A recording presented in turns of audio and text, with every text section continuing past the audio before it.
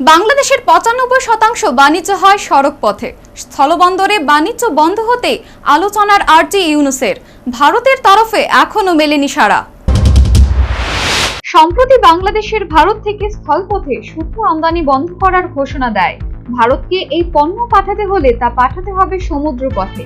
ইউনূস সরকারের এই সিদ্ধান্তের পর পাল্টা পদক্ষেপ গ্রহণ করে ভারত। শনিবার কেন্দ্রীয় বাণিজ্য ও শিল্প মন্ত্রকের অধীনে থাকা বৈদেশিক বাণিজ্য দপ্তরের তরফে বিজ্ঞপ্তি জারি করে জানানো হয়েছে, প্রক্রিয়াজাত খাদ্যদ্রব্য, তুলা, সুতার পোশাক, প্লাস্টিক এবং পিভিসি দিয়ে তৈরি জিনিস, রঞ্জকের মতো পণ্য বাংলাদেশ থেকে স্থলপথে প্রবেশ করতে পারবে না।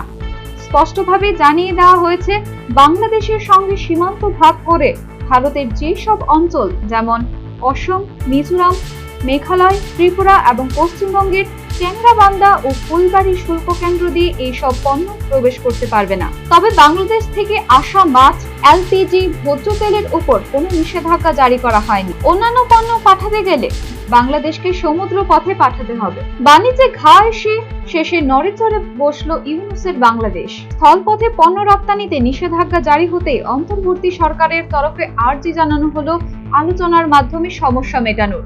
রবিবার বাংলাদেশের বাণিজ্য উপদেষ্টা শেখ বসিরউদ্দিন জানান, ভারতের পদক্ষেপের বিষয়টি সম্পর্কে আমরা অবগত নই।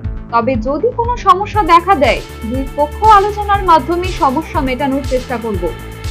কার্যত ভারত দিয়ে ঘেরা বাংলাদেশের ৯৫% বাণিজ্য হয় সড়ক পথে। রিপোর্ট বলছে, ভারতের এই নিষেধাজ্ঞার কারণে $৭৭০ মিলিয়ন বাণিজ্যের উপর প্রভাব পড়বে, যা দুই দেশের মোট বাণিজ্যের ৪২%। সাধারণত সমুদ্র পথের তুলনায় সড়ক পথে বাণিজ্যিক খরচ অনেক কম হয়। এখন থেকে এইসব পণ্য সমুদ্র পথে পাঠাতে গেলে বাংলাদেশের খরচ পড়বে অনেক। আর্থিকভাবে দুর্বল বাংলাদেশের জন্য যা বড়সড় ধাক্কা। রীতিমতো বিপাকে ইউনূসের অন্তর্বর্তী সরকার, তাই আলোচনার মাধ্যমে সমস্যা মেটানোর বার্তা দিল। Bureau report, news vanguard.